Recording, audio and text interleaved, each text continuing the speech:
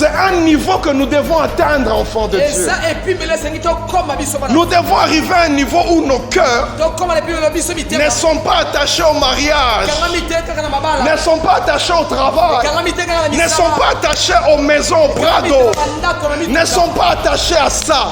Nos cœurs sont attachés à Dieu.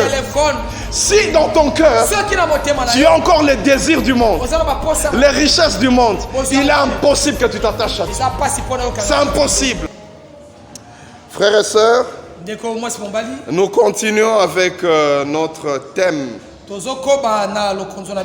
que nous avons commencé depuis 3 dimanches. Alléluia. Amen. Amen, amen. Amen. L'attachement à Dieu est utile à tout. Alléluia. Amen. Mais aujourd'hui, nous allons conclure. Ça fera le 4e dimanche que nous sommes en train de parler de ces choses. Alors pour conclure, j'aimerais que nous puissions lire dans le livre de Job. Job chapitre 1 verset 1 à 11 pour ceux qui écrivent.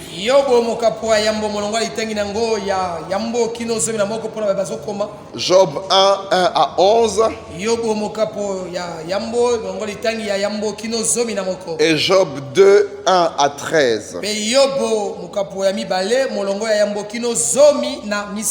Alléluia. Amen, amen. Amen, amen. Amen. Alors si vous le voulez bien, je vais lire pour nous tous. La Bible dit dans Job 1, verset 1, j'ai la version Les Semeurs. Il y avait au pays d'Ouz un homme appelé Job. C'était un homme intègre et droit. Un homme qui révérait Dieu et qui évitait de faire le mal. Il avait 7 fils et 3 filles. De plus, ses troupeaux comptaient 7000 moutons et chèvres, 3000 chameaux, 500 paires de bœufs et 500 ânesses. Il possédait aussi des serviteurs en très grand nombre. Cet homme était le personnage le plus important des régions de l'Est du Jourdain. Or, chacun de ses fils recevait à tour de rôle ses frères pour un festin. Ils invitaient leurs 3 sœurs à manger et à boire avec eux. Quand ces jours de festin étaient achevés, Job faisait venir ses enfants afin d'accomplir pour eux le rite de purification. Il se levait de grand matin et offrait un holocauste pour chacun d'eux, car il se disait, peut-être mes fils ont-ils commis quelque faute et dit du mal de Dieu dans leur cœur. Job agissait toujours ainsi. Or un jour les anges de Dieu se rendirent au conseil de l'Éternel. Satan l'accusateur vint aussi parmi eux. L'Éternel dit à Satan, d'où viens-tu donc? Celui-ci lui répondit, je viens de parcourir la terre et de la sillonner. Alors l'Éternel demanda à Satan, as-tu remarqué mon serviteur Job? Il n'y a personne comme lui sur la terre. C'est un homme intègre et droit, un homme qui révère Dieu et qui évite de mal faire. Satan lui répondit, est-ce vraiment pour rien que Job révère Dieu? N'as-tu pas élevé comme un rempart de protection autour de lui, autour de sa maison, autour de tous ses biens?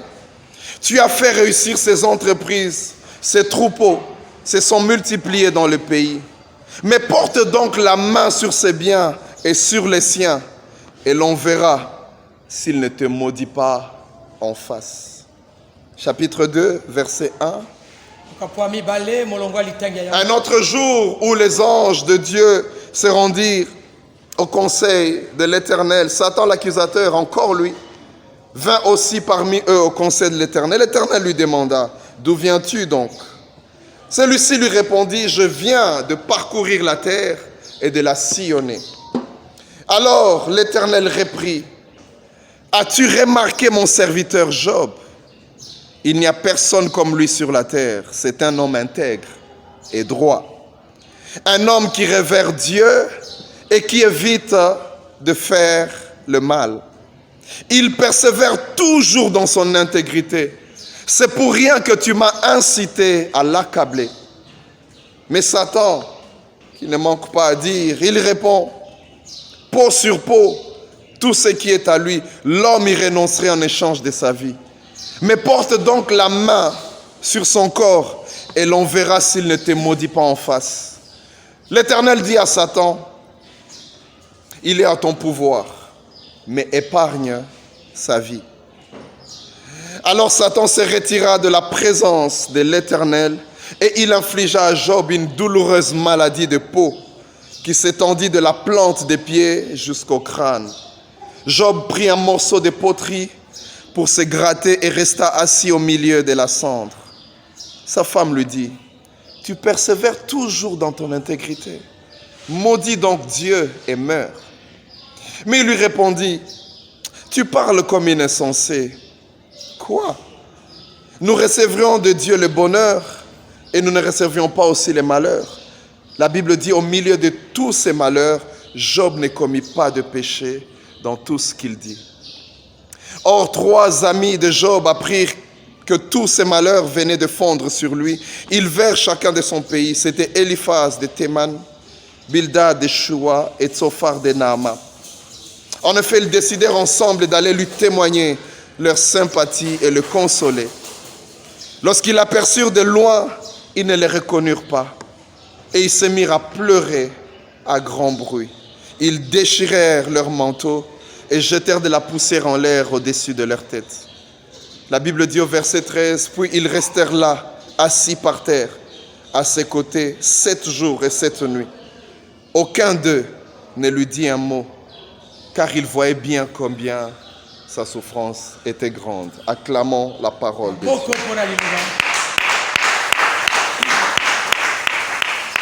Depuis que nous avons commencé ce thème, ça fait 3 dimanches déjà. Aujourd'hui, c'est le 4e dimanche. Et nous allons essayer de conclure. Pendant les 3 dimanches précédents, nous avons pris le temps de montrer les richesses qu'il y a lorsqu'on s'attache à Dieu. Qu'est-ce que nous gagnons lorsque nous nous attachons à Dieu? Nous n'allons pas y revenir, on a vu beaucoup de choses. Mais nous avons aussi dit qu'il y a des réalités qui sont attachées à cela. Quand tu t'attaches à Dieu, tu vas rencontrer des réalités que tu connais pas. Nous avons pris le temps d'expliquer toutes ces choses. Nous n'allons pas y revenir ce matin. Ce matin, nous aurons pour sous-thème, pour conclure, la force de l'attachement à Dieu. Parlant de force, je suis simplement en train de dire, qu'est-ce qui nous soutient? Quand tu vois quelqu'un s'attacher à Dieu, qu'est-ce qui le soutient?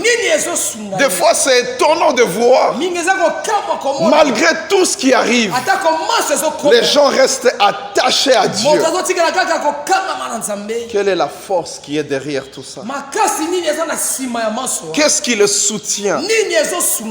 La question qu'on peut se poser aujourd'hui, c'est qu'est-ce qui fait la force de ces chrétiens qui s'attachent à Dieu? Il n'a pas grand-chose dans la vie, mais il s'attache à Dieu. Tu te demandes comment ça se passe. Il demeure auprès du Seigneur malgré que les promesses ne sont pas encore accomplies. On se pose la question, qu'est-ce qui leur arrive? Comment ils arrivent à faire des choses?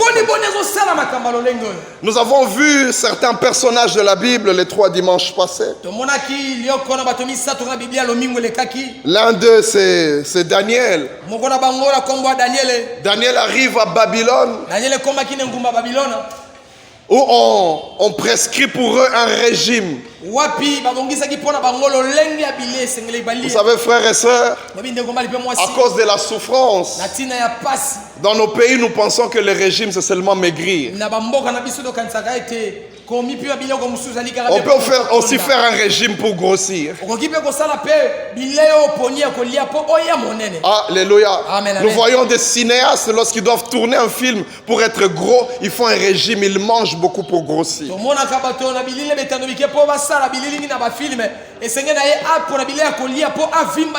Alors quand ils arrivent à Babylone, le roi dit, ils vont manger de ce que moi je mange. La viande que je mange, c'est ça qu'ils vont manger. Le vin que je prends, c'est ça qu'ils vont manger. Et vous savez, c'était le roi. Ça veut dire qu'il mangeait ce qui était de meilleur dans le pays. Mais on voit un Daniel qui se retrouve à Babylone, il dit non. Je préfère manger des légumes et boire de l'eau. Mais je ne veux pas m'essuyer avec la nourriture du roi. Parce que la nourriture du roi était d'abord sacrifiée aux idoles avant que ça n'arrive. Et Dieu interdisait de manger ce genre d'aliments. Malgré cette tentation, je m'imagine c'était des steaks terribles. Alléluia. Amen. Nous, des fois, quand nous mangeons, les os sont plus nombreux que la chair. Alléluia. Amen, amen. Mais pour le roi, c'était de la nourriture bien choisie. Mais lui, il dit non. Je ne veux pas m'essuyer. Qu'est-ce qui fait en sorte que vous voyez des gens comme ça? Il a une proposition qui est alléchante. Un homme lui dit, écoute, je vais te prendre comme deuxième bureau. Je te donnerai de l'argent. Tu seras à l'aise. Tes séjours à Dubaï seront nombreux. Qu'est-ce qui fait qu'une fille peut dire, je ne veux pas de ça? Vous savez, il y a des propositions. Quand vous allez dire à certaines personnes,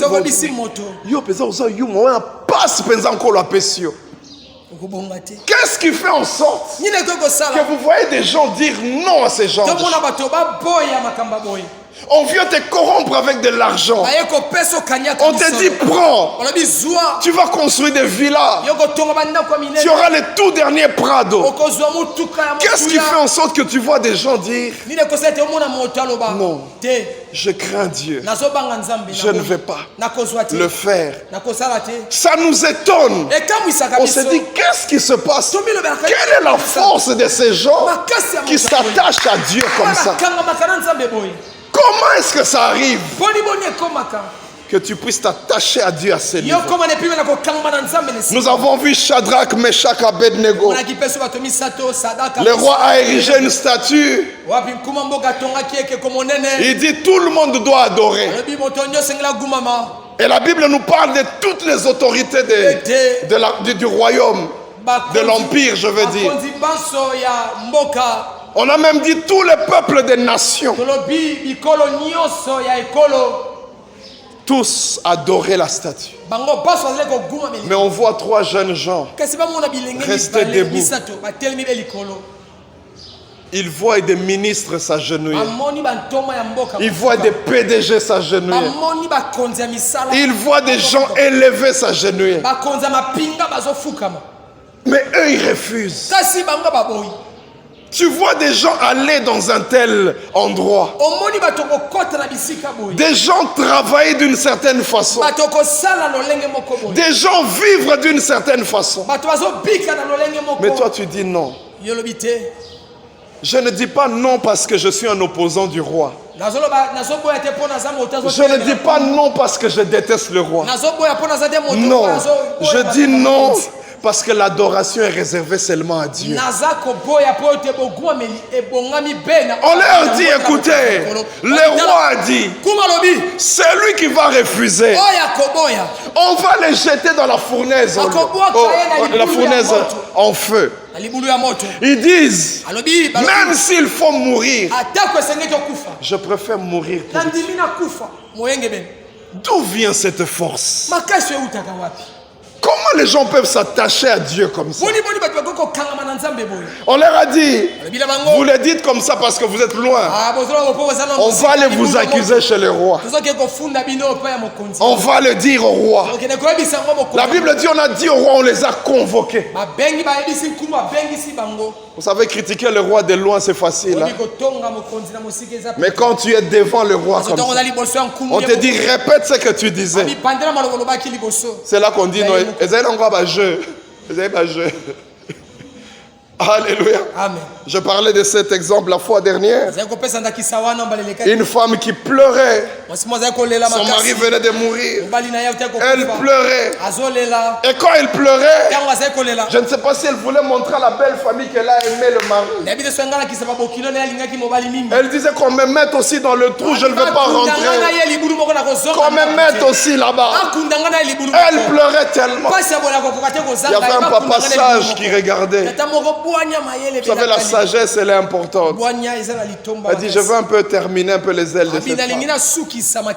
Elle dit, ok, écoutez, prenez-la, mettez-la dans le trou. Elle dit, non, papa, c'est une façon de rouler la vraiment. Alléluia. Amen, amen. On a dit, on l'amène devant le roi. On vous amène devant le roi. Le roi a dit, on va jouer des instruments maintenant. On va faire un concert pour vous maintenant. Et nous verrons si vous n'allez pas adorer la statue. Ces jeunes gens, je prie qu'à Sinaï, il y ait des jeunes gens comme ça. Ces jeunes gens regardent le roi. Ils n'ont pas peur. Ils disent, roi, tu sais, pour ce genre de choses, on n'a même pas besoin de discuter. Notre Dieu est capable de nous sauver de ce feu. Et là où ils m'ont impressionné, ils disent, même si Dieu ne le faisait pas, même si nous mourrons dans le feu, nous n'adorerons jamais la statue. D'où vient cette force de s'attacher à Dieu comme ça? Les disciples, Jean et Pierre, ils viennent de faire un grand miracle. Et les gens s'étonnent. On les emmène auprès du Sanhédrin. Ils entrent en prison et le lendemain on leur dit, écoutez, ne prêchez plus au nom de Jésus. Nous ne voulons plus entendre parler de ça. La Bible dit, Pierre les a regardés. Ils viennent de la prison. Ils peuvent encore y retourner. Mais Pierre les regarde et dit, jugez vous-même. Est-ce qu'on doit vous obéir à vous ou bien on doit obéir à Dieu? Nous ne pouvons pas ne pas parler de ce qu'on a vu. On a vu Jésus. On a entendu Jésus. D'où vient cette force? Il y en a plusieurs dans la Bible. Et même dans nos vies, dans l'église, il y a des gens comme ça, attachés à Dieu. D'où vient cette force? Ces personnes que vous voyez attachées à Dieu, quelle que soit leur vie, ils restent avec Dieu. Dieu les élève, ils restent avec Dieu. L'argent se termine, ils restent avec Dieu. Que Dieu donne ou pas, ils restent avec Dieu. D'où leur vient cette force? La force de l'attachement. Aujourd'hui, nous allons parler de Job. Cet homme qui ne cessera de nous impressionner. Il y a des gens qui disent que Job n'a jamais existé. Mais c'est faux, Job a existé. Sinon, on ne parlerait pas de lui dans le Nouveau Testament. Alléluia. Amen. On dit si quelqu'un peut avoir des malheurs qui se suivent comme ça, il doit être près de l'AVC. Imagine-toi, on vient te dire, tes enfants sont morts, tes brebis, tes serviteurs, en un seul jour tu perds tout. Est-ce que tu as encore le cœur fort pour continuer? Job, il va nous enseigner ce matin. La Bible dit déjà au premier chapitre, on présente Job. On le présente et j'aime ce qu'on dit de lui. Avant de parler de sa richesse, on parle des deux qualificatifs. Quelle que soit la version, on parle de ces deux qualificatifs. On dit Job était intègre et deux, droit. Alléluia. Amen. Intégrité et droiture. Vous savez, quelqu'un qui est intègre, c'est quelqu'un qui suit scrupuleusement les valeurs morales. Il ne mélange pas les choses. Il suit au point que tu as l'impression qu'il exagère. Un homme intègre, c'est le genre de personne, on t'envoie acheter du sucre pour 1000 francs. Tu arrives là, on te dit non. Ça a baissé de prix. Maintenant, c'est 800 francs. À la maison, on ne sait pas. Mais tu ramènes le 200 francs à la maison. On t'a envoyé. Va louer le groupe. On t'a donné $50. Tu arrives, ça coûte c'est $20 ou 25. Tu dis à l'église, on sait que c'est plus bas. À l'église, on sait que c'était haut. Mais moi, je trouve plus bas. Je ramène l'argent. C'est ça qu'on appelle l'intégrité. Ça veut dire que tu es le genre de personne, même quand les gens ne te voient pas, tu sais faire les choses de manière claire et sûre. Alléluia. Amen. Pourquoi j'insiste sur ça? Parce que dans l'église, on manque de gens intègres. Les gens sont dans cette vie où ils disent et ça là n'en rien. Ce n'est pas grave. Où on vit dans des demi-vérités. On n'est pas honnête avec soi-même et avec Dieu. Les gens ont un christianisme au rabais. Ils n'ont pas le christianisme au niveau où Dieu attend.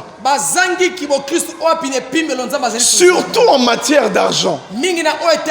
Combien de femmes à la maison, leurs maris n'ont jamais su combien ils ont à la maison. Quand vous faites les comptes, il dit je t'avais donné tel argent. Tu commences à lui raconter des histoires.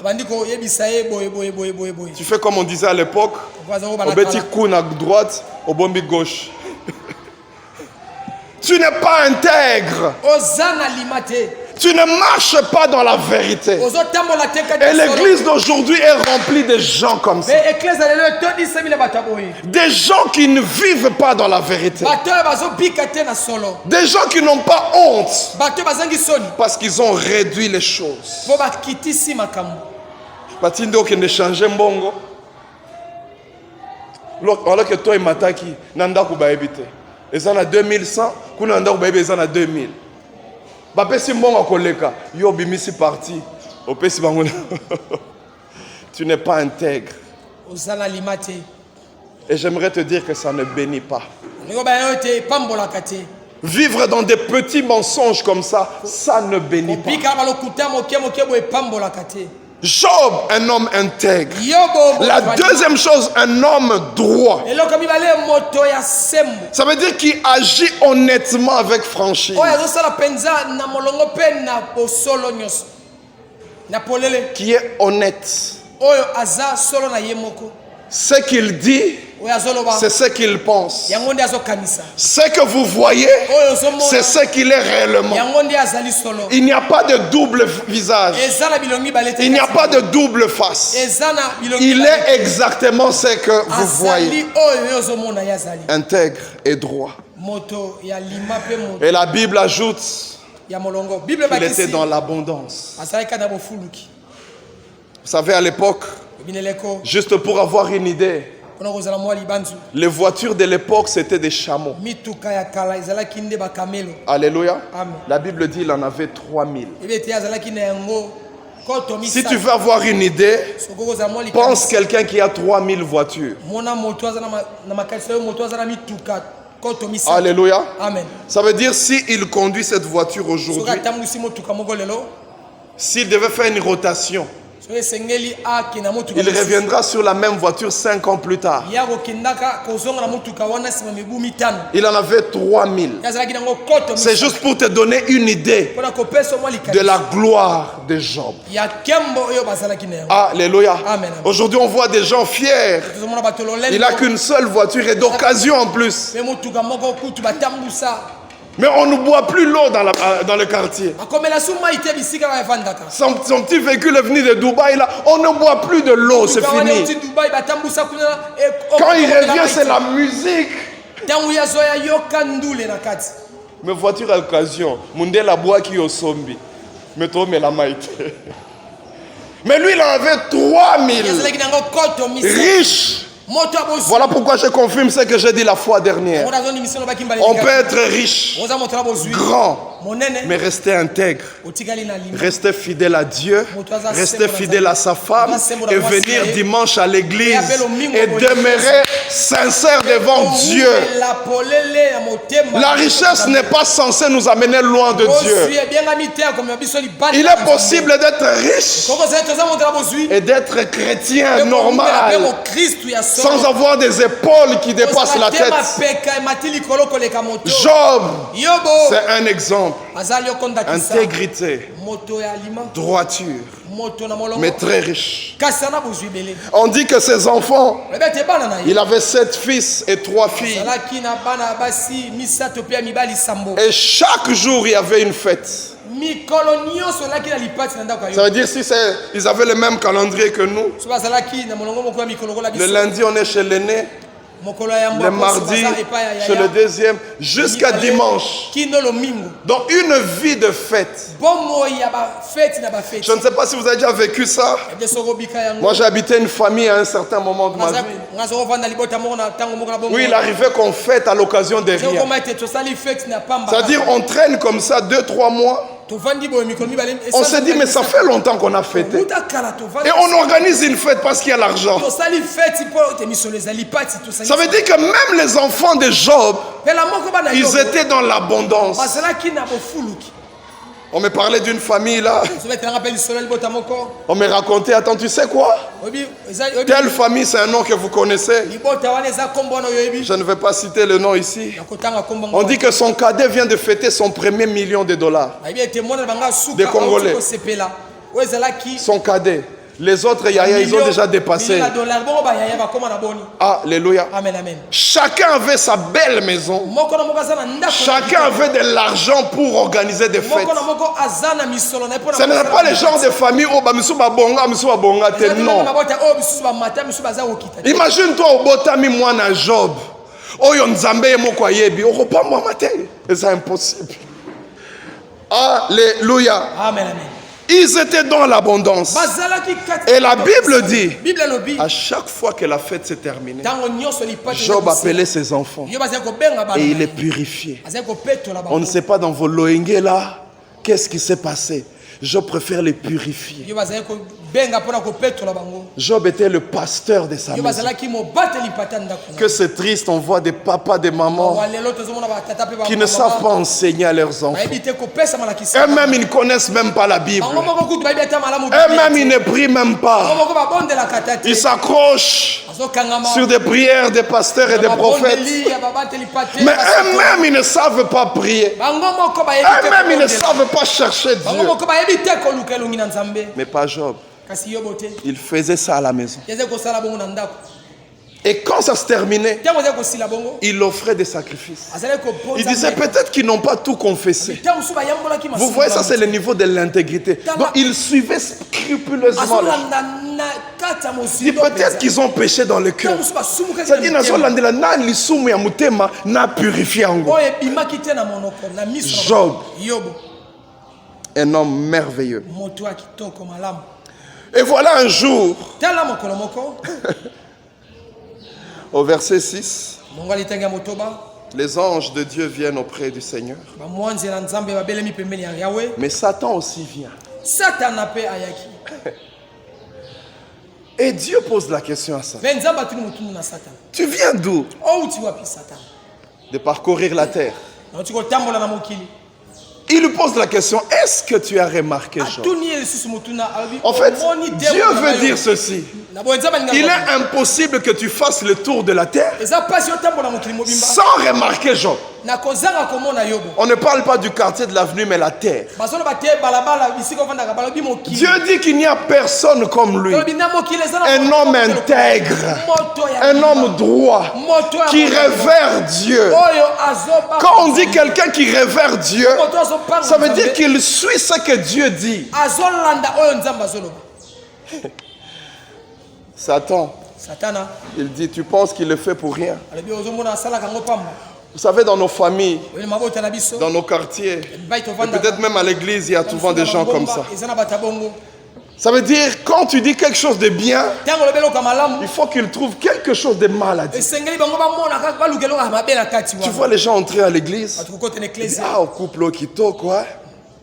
Mon akaboua qui a phrase avec, mais bazuna moi nata, baobotata. Et son zolo la kobota, tobi couple ça bien. Il trouve toujours quelque chose à redire. Ah, toi c'est pelande côté la bali. Ah, ben na retard. Ah, ton zolo bela ko. Aïe aïe aïe aïe. Si tu as toujours fait des choses comme ça, sache que tu es collègue avec le diable. Ça veut dire, il faut que ça soit ah, c'est pas la mingite. Azu musala. Au lieu de commissaire pour la musala, salaire coûte à malonga, papa, tolobi musala. Alléluia. Amen. Si tu es là, sache que tu es collègue du diable. Dieu est en train de parler de quelqu'un. Il dit, est-ce que tu ne trouves pas qu'il est honnête? Tu ne trouves pas qu'il est droit? Tu ne trouves pas que c'est quelqu'un qui est bien? Yoka diable. Mais toi, tu penses qu'il fait ça pour rien? Azan a intérêt. Oh diable, diable. Il a un intérêt. C'est parce que tu l'as béni. Donc le diable veut dire à Dieu, il ne peut pas t'adorer comme ça. Il y a un intérêt. C'est comme si tu entrais à l'église, on te voit une soeur bien habillée, bien maquillée. On voit tu entres à l'église. Au lieu que quelqu'un dise je bénis Dieu, ah, il commence à prier, c'est bien. Oh, nini. Alléluia. Amen. Problème non nini. Hein? Problème na yo. Alléluia. Amen. Le diable cherche toujours un truc comme ça. Voilà pourquoi on l'appelle l'accusateur. Il dit non, ne te réjouis pas trop. Ce sont les intérêts. Comme si tu disais, ah, mon frère papi bokanga mingia. Mon frère papi alinganga mingi. Te tika. Ah, alanda kaka. Ah! Il y a des gens comme ça. Et Dieu lui dit, ok, touche à tous c'est bien. Et je t'assure qu'il restera intègre. Il restera fidèle. Dieu qui sonde le cœur, il sait est-ce que est-ce que toi Dieu peut dire, même si cet enfant n'a pas ça, même si je ne lui donne pas, cet enfant va rester fidèle. Même si je ne lui réponds pas aujourd'hui, cet enfant va rester avec moi. Est-ce que Dieu peut dire ça? Mais pour Job, Dieu était sûr. Alléluia. Amen. Et Satan, comme il est méchant. C'est comme si on lui avait donné le visa pour faire le mal. Et il l'a fait dans la perfection. Vous savez, pour le diable, pour faire le mal, tu n'as pas besoin de le pousser. Il sait comment faire. La Bible dit, voilà, des problèmes ont commencé. Les brebis ont été saccagés. Les serviteurs tués. Et à chaque fois, il y avait toujours une personne qui venait donner la nouvelle. Les brebis, on les a emportés, on a tué tout le monde. Moi, je me suis échappé. Je suis venu vous raconter. Et la Bible dit, il n'avait pas fini de parler. Un autre venait. Un autre venait. Et la dernière nouvelle, elle était terrible. Je m'imagine que Job, à chaque fois que quelqu'un parlait, et il voyait de loin un autre serviteur venir, il se disait déjà dans le cœur, qu'est-ce qu'on va me dire encore? Qu'est-ce qu'on va venir me raconter encore? Le tout dernier est venu. Je m'imagine quand il a commencé à parler, Job, sûrement qui commençait à pleurer. Un peu comme quand vous avez quelqu'un de très malade à l'hôpital. On vous appelle la nuit à 1h du matin. Quand tu vois le téléphone sonner, tu te dis déjà, est-ce qu'on va me dire qu'il est parti? Est-ce qu'on va me dire que c'est fini? Cet homme est venu. Quand il a commencé, tes enfants étaient en train de fêter. Vous savez, les enfants de Job sont morts très mal. La Bible dit un vent est venu et a frappé tous les murs de la maison. Et les murs sont tombés sur les enfants. Ils ont souffert avant de mourir. Peut-être qu'il y en a qui vivaient encore, mais il y avait une hémorragie. C'est en train de mourir petit à petit. Je m'imagine ce que Job se disait. La Bible dit au verset 20, quand il a écouté ça, la Bible dit Job se leva, il déchira son manteau, il rasa sa tête, il se jeta par terre pour se prosterner. Et il prononce cette phrase, il dit je suis sorti nu du ventre de ma mère et je retournerai nu. Et il prononce cette phrase qu'on prononce souvent dans les deuils. L'Éternel a donné, l'Éternel a repris. Que la gloire lui revienne. Job, c'est ça que tu dois dire en ce moment. Il s'attache à Dieu. Il a vécu dans ce malheur pendant un temps. Deuxième épisode. Les enfants, les anges de Dieu arrivent encore auprès du Seigneur. Et le diable vient encore. Pendant ce temps, Job est en train de souffrir. Il a tout perdu. Et Dieu pose encore la même question. Il lui dit, tu viens d'où? Oh, je faisais un tour sur la terre. Ok. Est-ce que tu as vu Job? Il est intègre. Et là, Dieu ajoute, il persévère dans son intégrité. Il dit, tu m'as incité à lui faire du mal pour rien. Regarde comment il continue. Oh, diable. Il trouve toujours. Diable à lobby. Écoute. C'est parce que tu as tout pris, mais tu as laissé sa vie.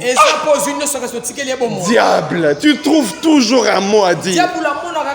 Il dit tout le monde donnerait tout pour sauver sa vie. Si tu touches à lui-même, il va te maudire en face. Ah, diable. Tu ne peux même pas acclamer en disant non. Job vraiment. Mais le diable trouve toujours. Si tu es ce genre de personne, vous avez étudié dans la même université que le diable. Vous avez eu le même prof, le même titulaire. D'ailleurs, votre travail de fin d'études était avec le même directeur. Le diable dit non. Et ça parce que Zobel a été au toucher nous autres on a été. confie, ah, diable. Et Dieu qui était sûr de son serviteur, il dit, tu peux le toucher, mais garde-le en vie. J'imagine le diable en sortant, il se frottait les mains. Il s'est posé la question, Nabete lolengenini, Nabete logonini, o benzeko comme tu n'as niveau à la panzambe. La Bible dit, il a frappé d'une ulcère. Une ulcère, c'est une blessure qui se cicatrise difficilement. La Bible dit de la plante des pieds. J'aime ce que ma Bible dit jusqu'au sommet du crâne. Tout le corps rempli de blessures. Souvent, quand vous avez des blessures comme ça, la peau devient un peu dure. Et des fois on gratte et il y a la peau qui tombe. J'aime bien ces commentateurs de la Bible qui disent, quand on dit qu'il était assis dans la cendre, ce n'était pas la cendre qui vient du charbon. C'était à force de gratter sa peau qui avait plein par terre. Job, le diable se dit là, il va maudire. Il souffrait. La Bible dit ses amis ont appris ça. Ils sont venus voir Job. De loin, ils n'ont pas reconnu Job. Mutuambongo Job. Lui-même au chapitre 29, il dit, quand j'entrais dans les places publiques, les gens fermaient leur bouche. Il dit, quand je souriais à quelqu'un, les gens s'étonnaient. Hey, vieux Job, c'est qui? Vieux Job, c'est vieux Job. Alléluia. Un peu comme aujourd'hui, j'ai vu des gens comme ça à Kitambo. Fachi qui passe et il fait juste ça. Et ça, Ngaï, bon, ça, il est belé. Mais putain, Ngaï, il est assis, mais ça qui est belé, papa. Et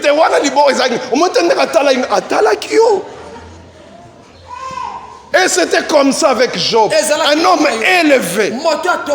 Lui-même il dit, je baignais dans les laits, très riche. Mais quand ses amis sont venus, on reconnaîtrait. Un peu comme certains anciens du régime, Mobutu par exemple. Des fois tu les rencontres, tu te dis, mais comment ça va et ça y est, ça y était. La Bible dit, ils sont venus, ils ont déchiré leurs vêtements. Parce qu'ils disaient non. Non. C'est normal. Mouta frappé, ils sont experts en frappe, le diable lui-même. Alléluia. La Bible dit, ils se sont assis. Ils arrivaient à rien dire. Pendant 7 jours, 7 nuits, alléluia. Un peu comme cette dame là qui a eu un malheur le jour de son mariage. Le jour de son mariage, ils ont fini le civil. C'était autour du religieux. La femme est arrivée déjà à l'église, était bien habillée. On attend le marié, 10 minutes, 20 minutes, 30 minutes, il ne vient pas. D'habitude, il ne venait pas en retard. 1h30 après, voilà, on voit un taxi qui arrive. On voit l'un des amis de mariés sortir avec du sang sur ses habits. Il entre, il dit, je cherche les parents de la mariée. On l'amène dans un coin. Il dit, écoute, on a un problème. Quel est le problème? On était en train de venir depuis longtemps. On arrive en route. Un gros camion est venu et a fauché le véhicule. Tout le monde est blessé, sauf le marié qui est mort. Le sang que tu vois sur moi, c'est le sang du marié. On a essayé de le ranimer, mais il est mort. On vous le dit comme ça, vous allez dire à la mariée. Les parents se sont dit, on va faire comment? Vous savez, il y a des malheurs de fois qui viennent. Tu te demandes comment je vais consoler cette personne. On est venu dire à la fille s'est effondrée. Elle a pleuré. Quelque temps après, elle allait voir son pasteur. Elle a dit au pasteur, pasteur, je connais le Seigneur depuis que je suis à l'Écodime. J'ai grandi et je me suis gardé. Je suis encore vierge. Je me suis gardé pour l'homme de ma vie. Je me suis gardé pour lui. Mais le jour qui devait être le meilleur jour de ma vie est devenu le jour le plus malheureux. Elle a posé la question au pasteur. Pourquoi Dieu m'a fait ça? Le pasteur était sincère, il n'avait rien à dire. Un peu comme les amis de Job. Pendant 7 jours et 7 nuits,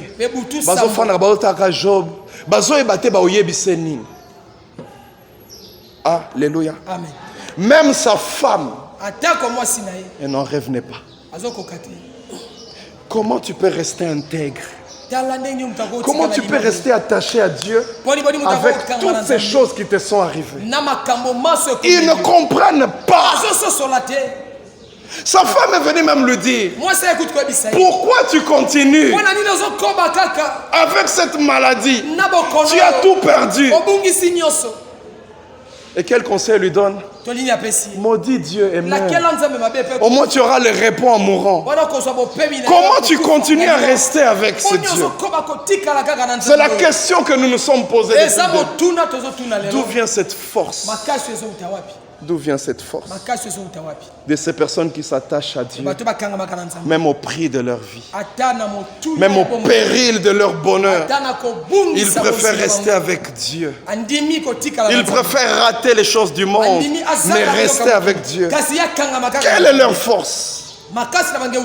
J'ai essayé d'étudier Job. Job n'avait qu'une seule force. Alléluia. Amen. Job, il avait passé une étape que moi et toi nous devons passer. Job, il n'était plus intéressé par les choses du monde. C'était ça. Job, son cœur n'était pas attaché aux richesses, n'était pas attaché aux choses du monde. C'est ça qui faisait sa force. Quand tu vois toutes les réactions de Job, il dit, l'Éternel a donné, l'Éternel a pris. Job ne s'attachait pas aux choses du monde. C'est ce qui faisait sa force. Pour lui, avoir ou manquer, c'est la même chose. Pourvu que je reste avec Dieu. Ce n'était pas le genre de personne, il est prêt à maudire Dieu parce qu'il n'a plus. Non. Job, il n'était pas attaché à biloko mokili. C'est l'une des choses qui fait défaut à beaucoup de chrétiens. Combien de fois des filles ont donné leur corps à cause de Kabelo? Elle a donné son corps parce qu'elle est attachée aux choses du monde. Une dame, on allait lui dire, écoute, à la deuxième bureau, elle a bien été. Elle a dit, je comprends, pasteur, je comprends. Mais elle a fait les calculs. Yenda futara loyer, carburant, na bande kolanga yende nyonso. Yende nyonso. Ceux qui n'attiquent na usuka wapi. Voilà les gens qui s'attachent aux choses du monde. Et puis il a dit au pasteur, na yo ki makambo lobi oza na raison. Mais makambo boy babi makandambu ndambu. Alléluia. Amen, amen. La force de Job, son attachement à Dieu, venait du fait que son cœur n'était plus dans les choses du monde. Lui, il était prêt à vivre sans rien, mais rester attaché à Dieu. C'est un niveau que nous devons atteindre, enfants de Dieu. Nous devons arriver à un niveau où nos cœurs ne sont pas attachés au mariage, ne sont pas attachés au travail, ne sont pas attachés aux maisons, au Prado, ne sont pas attachés à ça. Nos cœurs sont attachés à Dieu. Si dans ton cœur, tu as encore les désirs du monde, les richesses du monde, il est impossible que tu t'attaches à Dieu. C'est impossible. C'était ça la force des gens. Job dit à sa femme, nous recevons le bien, nous recevons le mal. Ce n'est pas un problème. Que Dieu soit loué. Alléluia. Amen. Mais vous mettez le sol, non, vous avez un accident. Le bien, ok. La nyonso, nzamba kumisa. Ou bien le liboso, na le chauffeur, wana. C'est comme une dame, c'était, je pense, une choriste. Je crois qu'ils étaient en retraite, bah ils avaient téléphone en retraite. À longue retraite, à Lukanganga. Il faut na yeba, mutoyi baginga téléphone wana. À Lukanganga. Attaché aux choses du monde. Il y a des gens qui ne sont pas à l'aise. Je me rappelle une année là. C'était en 8 mars. Alors, chaque 8 mars, on sortait un vêtement pour les femmes. Cette année-là, Mobile a un bon au Sombele, là, 8 mars. Ah! Mais c'était terrible. C'était terrible. Vous savez ce qui s'est passé? Oui, quand il dit qu'il y a Koufi pour Sombele Lamba, il y a 8 mars. Attaché aux choses du monde. Ce que ça Allah te lamba sikate azana problème na vie. Azana problème. Et ça c'est ce qui t'emmène à mentir. C'est ce qui t'emmène à voler. C'est ce qui t'emmène à pécher. Parce que tu es attaché aux choses du monde. Il faut y or. Tu es prêt à tout pour l'attara or. Pour l'atakitoko, pour somba, tu es prêt à tout. Job, il avait déjà dépassé cette étape-là. Voilà pourquoi il était intègre. Parce que si tu es quelqu'un qui est attaché aux choses du monde, j'ai vu des commerçants mentir parce qu'ils sont attachés aux choses de Dieu. Je le disais la fois dernière, il achète quelque chose à $20, il te vend à 100, 5 fois plus. Mais puisqu'il veut gagner, tu discutes, il dit non. T'as là, pour Esaïo, non, plus on a 70, pour la semaine on a 50, là. Juste parce que tu veux gagner, tu mens. Parce que tu es attaché aux choses du monde. Et aujourd'hui, beaucoup de chrétiens, puisqu'on nous a tellement prêché sur la prospérité, on est devenu attaché aux choses du monde. Je me posais la question. Ce matin, tu es venu prier. Quel est ton intérêt? Quand tu viens à l'église ici, c'est quoi ton intérêt? Oui, questionne ton cœur. Je ne demande pas que tu questionnes à gauche, à droite. Pose-toi la question. Quand je viens prier, qu'est-ce que je cherche? Quel intérêt je cherche? Qu'est-ce qui me motive à chanter pour le Seigneur, à prêcher, à servir Dieu? J'aimerais poser la question, quelle est ta motivation quand tu viens dimanche? Quelle est ta motivation? Ah, beaucoup me diront, moi, je cherche le mariage. Ils ne le diront pas de la bouche, mais dans le cœur, ils savent. Moi, je sais qu'à l'église, on prêche sur le mariage. Je peux trouver un garçon sérieux. Il y a quelqu'un qui me dira, mais pas de sa bouche, mais dans son cœur et son comportement. Moi, c'est le travail. Je viens chercher le travail auprès du Seigneur. Quel est ton intérêt quand tu sers Dieu? Quand tu viens dimanche, qu'est-ce qui te motive? As-tu un attachement sans intérêt à Dieu? Job avait des paroles terribles. La Bible dit dans tout ça, il ne pécha point de sa bouche. Job pouvait se plaindre. Seigneur, qu'est-ce qui m'arrive? Mais la révérence de Dieu ne ratait jamais. J'ai entendu des gens donner des ultimatums à Dieu. Abinkolo soki février kaka esili. Fiançailles était na tima mosambe. Tiki. Kolo beza zu ultimatum. Et tira 2 semaines kolo, 2 semaines. So fiançailles était kaka. Na peso 2 semaines na pengui na ngana kei. J'aimerais te dire, quand tu te sanctifies, tu n'ajoutes rien à Dieu. Quand tu pêches, tu n'ajoutes rien à Dieu.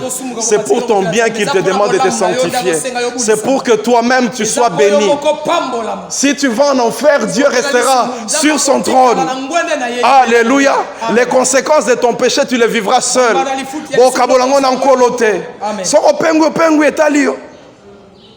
Alléluia. Frères et sœurs, Job ne pécha point. Sa force, c'était cela. J'aimerais terminer. Écoute ce que l'apôtre Jean nous dit. 1 Jean 2, 15 à 17. 1 Jean 2, 15 à 17. J'aimerais que le frère Papi puisse interpréter. N'aimez pas le monde, ni rien de ce qui fait partie de ce monde. Si quelqu'un aime le monde, l'amour pour le Père n'est pas en lui. En effet, tout ce qui fait partie du monde, les mauvais désirs qui animent l'homme livré à lui-même, la soif de posséder ce qui attire les regards, et l'orgueil qui inspire les biens matériels, tout cela ne vient pas du Père mais du monde. Or le monde passe avec tous ses attraits, mais celui qui accomplit la volonté de Dieu, il demeure éternel. Alléluia. Amen, amen. On nous demande de ne pas aimer le monde. Je ne suis pas en train de prêcher contre la prospérité. Parce que Dieu, il nous élève. Il nous bénit. Mais ce que je suis en train de dire, que ton cœur ne soit pas attaché à ça. Que Dieu donne, qu'il ne donne pas que toute la gloire lui revienne. Et je reste attaché à lui. Frères et sœurs, que nous ne soyons pas conditionnés par les choses du monde.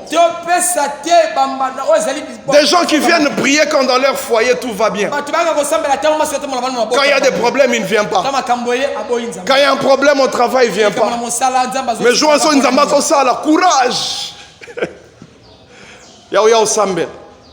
Alléluia. N'aimons pas Dieu pour intérêt. Des fois, Dieu, il nous laisse dans des problèmes parce qu'il veut qu'on puisse venir. Mais si nous n'arrivons pas à comprendre ça, si nous n'arrivons pas à nous rapprocher de Dieu, on aura raté l'essentiel. Alléluia. Dieu va nous bénir, oui. Et cette année, c'est le cas. Mais j'aimerais te dire que ton cœur ne s'attache pas aux choses matérielles. Non. Que ton cœur soit pour Dieu. Ainsi, tu ne changeras pas le dimanche du culte en dimanche de sport sur le boulevard. Parce que pour toi, c'est Dieu et Dieu seul. Alléluia.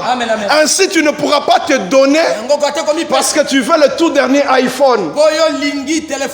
Pour toi, tu peux avoir un téléphone qui n'est pas Android. Pourvu que dans mon cœur, je sais que je suis à l'aise.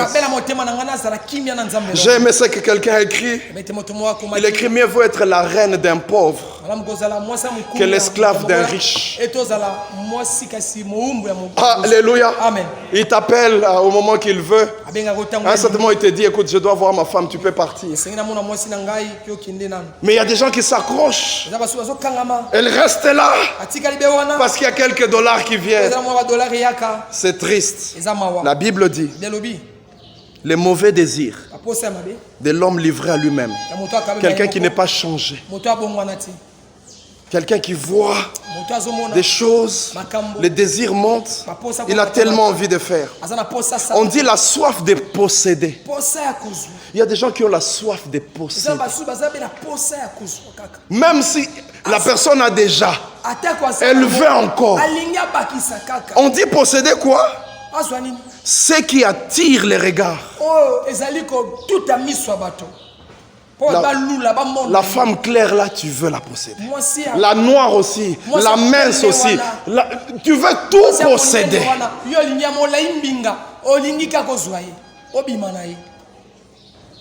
La gestion des cimes, comme je le disais la fois dernière.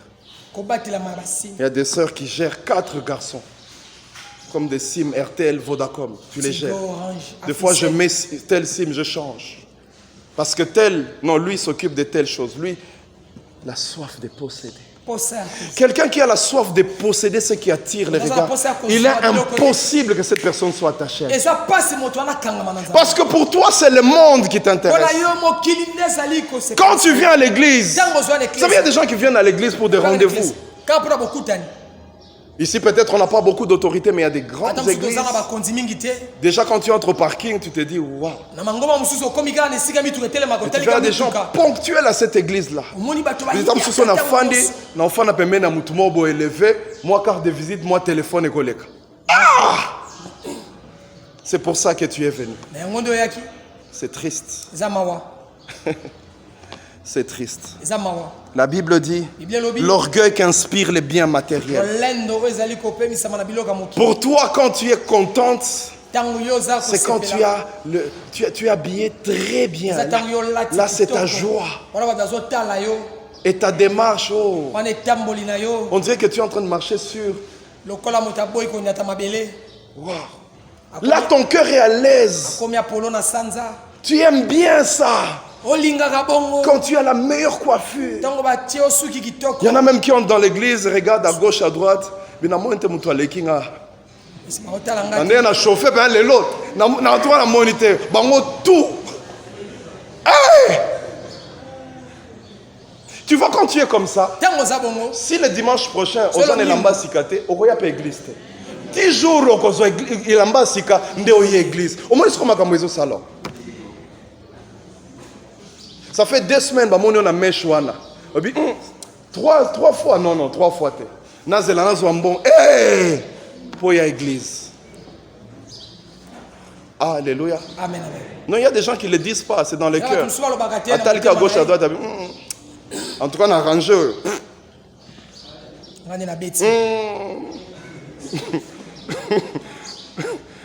toute façon, on a la télé. Alléluia. Amen. Et c'est ça ta joie.